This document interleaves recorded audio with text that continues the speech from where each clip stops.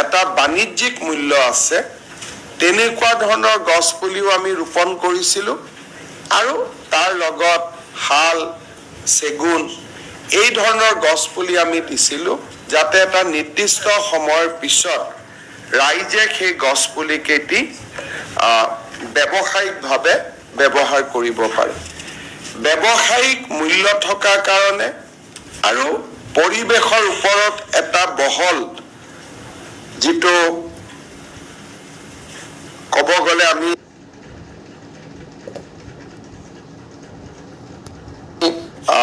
বৰ্তমানৰ যিবিলাক প্ৰত্যাহ্বান তাৰ প্ৰতি থকা বহল সজাগতাৰ কাৰণেই হওক বা গছৰ প্ৰতি মানুহৰ যিটো সহজাত মৰম যিটো এটা সহজাত প্ৰবৃত্তিৰ দৰে গছৰ প্ৰতি মৰম মানুহ আৰু গছৰ সম্পৰ্ক সৃষ্টিৰ আৰম্ভণিৰ পৰাই সেইকাৰণে আমি 90% গছ পুলি বচাবলৈ সক্ষম হৈছিলোঁ যোৱাবাৰ অমৃত বৃক্ষ আন্দোলন আমি এটা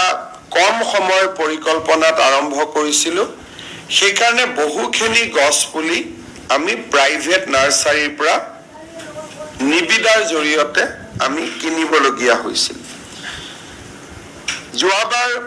17 ছেপ্টেম্বৰ অকল এটা দিনতে আমি গছ পুলি ৰোৱাৰ কাৰণে এটা সময়ত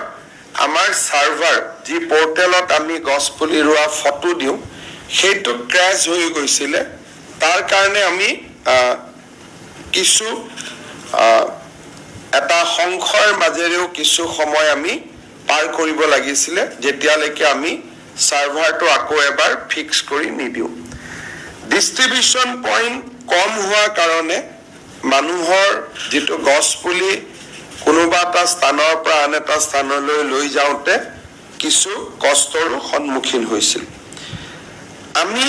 আমাৰ চৰকাৰখনৰ এটা বিশেষত্ব হ'ল যে আমি পুৰণা অভিজ্ঞতাৰ পৰা শিকিবৰ বাবে যত্ন কৰোঁ অমৃত বৃক্ষ আন্দোলনৰ প্ৰথম সংস্কৰণটোত যিখিনি আমাৰ ষ্ট্ৰেংথ আৰু উইকনেছ আমি দেখা পালোঁ তাৰ পৰা আমি যোৱা বছৰটোত শিকিলোঁ আৰু কেইটামান আমি নতুন বিষয় ইয়াত সন্নিৱিষ্ট কৰিলোঁ প্ৰথম আমি সিদ্ধান্ত লৈছিলোঁ যে এই বছৰ আমি গছ পুলি ব্যক্তিগতভাৱে নিকিনো বন বিভাগৰ নাৰ্চাৰীসমূহতে আমি গোটেই বছৰটো আমি গছ পুলি আমি ৰোপণ কৰি তাক ডাঙৰ কৰি অমৃত বৃক্ষ আন্দোলনৰ সময়ত তাক ব্যৱহাৰৰ বাবে আমি উপযোগী কৰি তুলিম মন্ত্ৰী চন্দ্ৰমোহন পাটোৱাৰী ডাঙৰীয়া আৰু তেওঁৰ এণ্টায়াৰ টিমটোক মই ধন্যবাদ জনাম যে এই বছৰ বন বিভাগে 4 কোটি গছ পুলি ইন হাউস অৰ্থাৎ আমাৰ নিজৰ নাৰ্চাৰীসমূহত আমি ৰোপণ কৰি তাক আমি অমৃত বৃক্ষ আন্দোলনৰ কাৰণে তাক আমি প্ৰস্তুত কৰি তুলিছোঁ ইয়াৰ উপৰিও ফৰেষ্টত যিটো দৈনন্দিন যিটো প্লান্টেশ্যন হয় তাৰ কাৰণেও আমি অতিৰিক্তকৈ আৰু আমি চেপলিংছ বা পুলি আমি ডাঙৰ কৰিছোঁ যিখিনি ফৰেষ্ট নাৰ্চাৰীৰ পৰা ফৰেষ্টতে ৰূপায়ণ হ'ব আমি এটা দেখিছিলোঁ যে এটা দিনতে যদি আমি গছ পুলি ৰুওঁ গিনিজ ৱৰ্ল্ড ৰেকৰ্ডৰ কাৰণে যোৱাবাৰ আমি কৰিছিলোঁ কিন্তু মানুহখিনিয়ে গোটেই ডিপাৰ্টমেণ্টৰ অফিচাৰখিনিয়ে সকলো জাগাতে সিঁচৰিত হৈ সকলোকে যিটো প্ৰাইভেট নলেজ বা অকণমান কেনেকে গছ পুলিডাল ৰুব লাগে কেনেকে কি কৰিব লাগে তাৰ যিখিনি ৰাইজৰ লগত এটা খুব নিকট সম্পৰ্কত আহিব লাগে এদিনৰ কাৰ্যসূচী হলে তাক কৰাটো সম্ভৱ নহয় Make the most out of the derivatives market.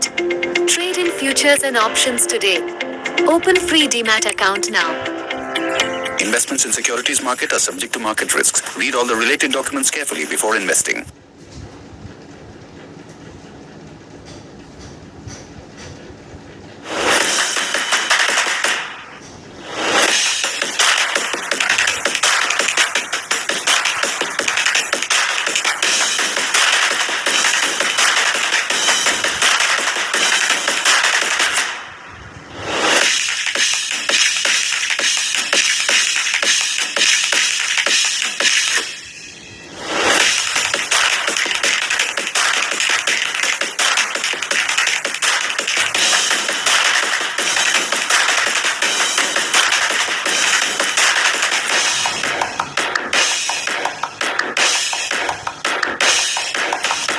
Investment in securities market are subject to market risks. Read all the related documents carefully before investing.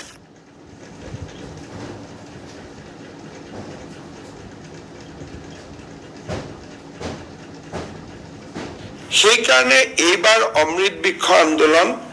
আমি 1 আগষ্টৰ পৰা 15 আগষ্টলৈ আমি ইয়াক পৰিচালনা কৰিম যাতে 15 দিনৰ ভিতৰত যিকোনো এদিনতে আমি গছপুলিটো ৰোপণ কৰিব পাৰোঁ। যোৱা বছৰ আমাৰ টাৰ্গেট আছিলে 1 কোটি, আমি গছপুলি ৰোপণ কৰিব পাৰিছিলোঁ 1 কোটি 12 লাখ। তাৰমানে যোৱাবাৰ আমি টাৰ্গেট এক্সিড কৰিছিলোঁ। সেই সফলতাত উৎসাহিত হৈ এইবাৰ আমি টাৰ্গেট 3 কোটি ৰাখিছোঁ যে যোৱাবাৰ আমি 1 কোটি গছপুলি ৰুইছিলোঁ, এইবাৰ আমি 3 কোটি গছপুলি ৰুম আৰু ভৱিষ্যতৰ দিনত আমি আৰু গছপুলি বেছিকৈ ৰূপায়ণৰ বাবে আমি চেষ্টা কৰিম। আমাৰ টোটেল টাৰ্গেটটো হ'ল যে 10 কোটি গছপুলি আমি 3 বা 4 বছৰৰ ভিতৰত আমি ৰোপণ কৰিব লাগে